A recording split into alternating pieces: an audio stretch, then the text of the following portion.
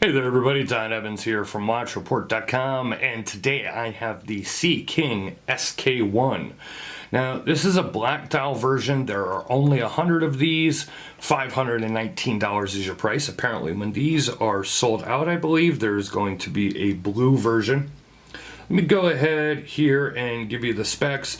It is a Sellita SW200 automatic movement, domed sapphire crystal with internal anti-reflective coating, a ceramic bezel with lume numbers and markers. It is of course a 316L stainless steel case and bracelet, 13 millimeters thick, 44 millimeters wide, 50 millimeter lug to lug, 7 millimeter crown, 22 millimeter lug width and bracelet.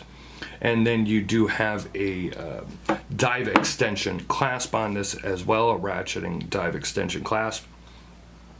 So obviously this looks like an Omega, more specifically an Omega 2254.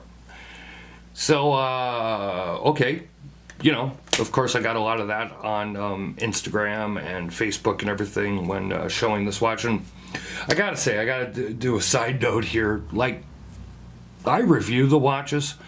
I didn't make it, so I don't know why people kind of like yell it at me, like you know, that's a ripoff of an Omega. No, I don't. Okay, cool. You don't like it, whatever. This is not the first Homage here, folks, that we've reviewed on this channel. It's not going to be the last. If you don't like it, I completely understand. I don't like a lot of things either. I get it. All I could say is don't watch the video. And it's not that I don't want you to watch Report's videos or read our reviews or anything like that. But, I mean, hey, if something aggravates you or upsets you so much, gets you all riled up, you know, don't watch the video. I mean, it kind of tells you what it is in the description, and you can see the thumbnail and whatever. But let's move past that. Sea-King SK-1, obviously an Omega homage, not a straight homage here, but obviously, you know, going for that look here. 44 millimeter case, so a larger watch really than the 2254. There are differences. This is not, you know, have the helium release valve or anything like that. You just have your crown there at the 3 o'clock position. You do have a date at the 3 o'clock position. Of course, the hands are similar. The dial markers are very similar. Bezel is similar, but not identical. Bracelet, of course, is very different. This is, you know, kind of an oyster link. You know, not your absolute standard oyster link, though. It is a nice bracelet, all brushed steel. As you can see, most of this watch is brushed. You do have some high polish here on the chamfers on the sides of the case here. As I said, you do have that ratcheting dive extension clasp here. We also have, there we go, we also have camera issues today from reflection all over the place. There is your case back.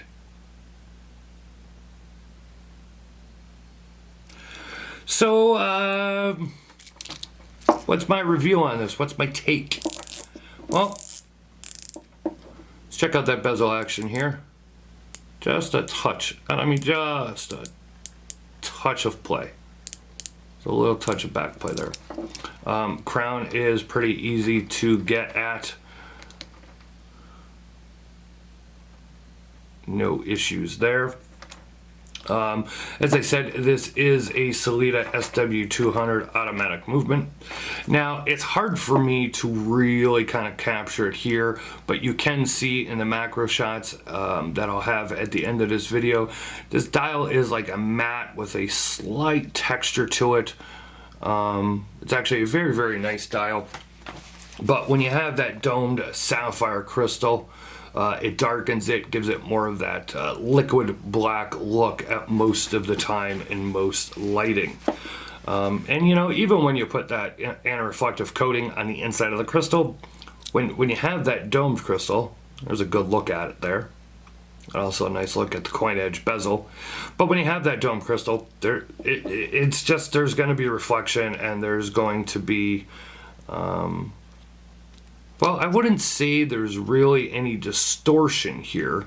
There's just kind of a lot of reflection off the crystal.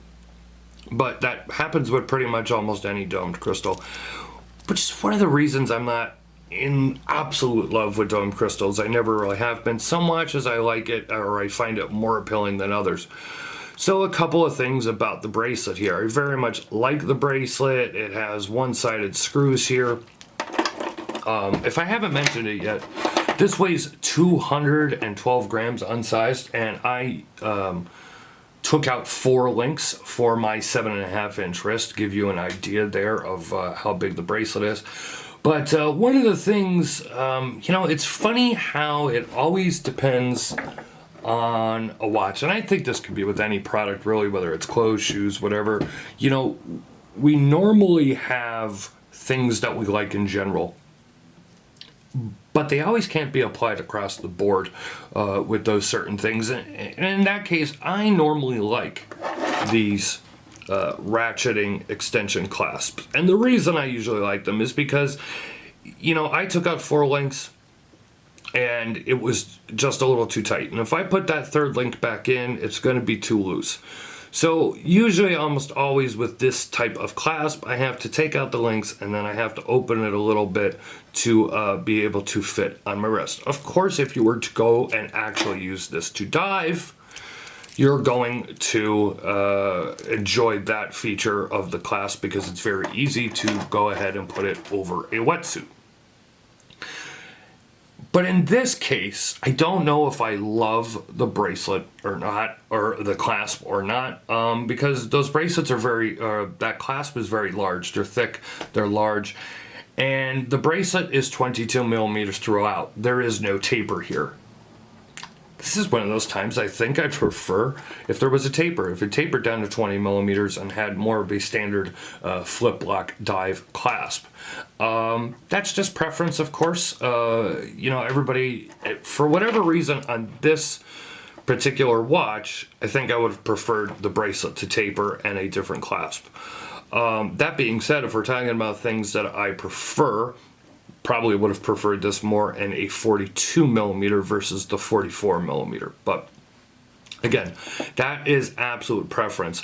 I think you could see here when it comes to build quality and everything and finishing, this watch is actually pretty well made. Actually, it's very well made, and it's great price at $519 with all the specs that it has. I have no issue that I could find yet.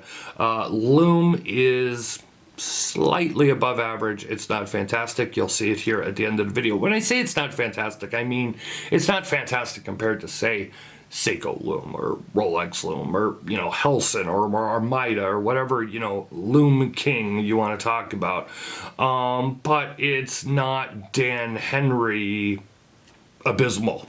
And anybody that saw my Dan Henry 1970 review knows what I'm talking about when I say abysmal. So it's definitely in the in-between there. So I put it a little bit above average. Sea King is being run by one man. This is the first 100 pieces. I believe he originally went on Kickstarter and that didn't work out. And then he self-funded the production. And he still only charged at $519 for what it is.